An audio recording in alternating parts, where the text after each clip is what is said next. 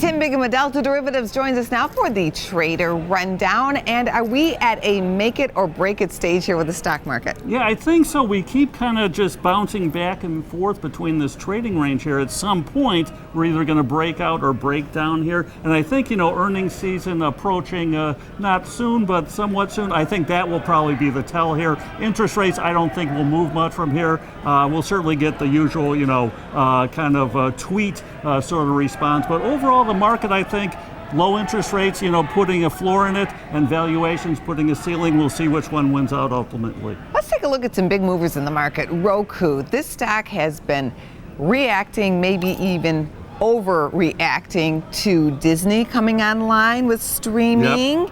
And you have a couple of others in the background that Apple, could Comcast. Yeah, the big boys, yep, all of them. So Roku taking a hit. Yeah, absolutely, and it's getting kind of attractive here, around that, 170 level, getting a little bit pricey, I thought. Now the stock has come down sharply here, so I kind of like it around the $100 range, so I'm selling the 100 puts in October, buying the 95 puts for protection, collecting some nice premium because implied volatility has lifted big time, fancy way to say the price of the option, so I don't mind being a buyer on a dip here. How's Netflix holding up then? Same kind of exact story there as well. This stock has been crushed too. So targeting that 250 level in Netflix, exact same kind of trade. Selling the 250 puts, buying the 245 puts. Both of these have a decent cushion, about 6 to 8% where the stocks are at now, and collecting some nice rich option premium while I wait to be a buyer at lower levels. There's some unusual options action happening in Macy's. What are you seeing? Yeah, we saw some huge option volume out in January. The slightly out of the money January 16 calls traded,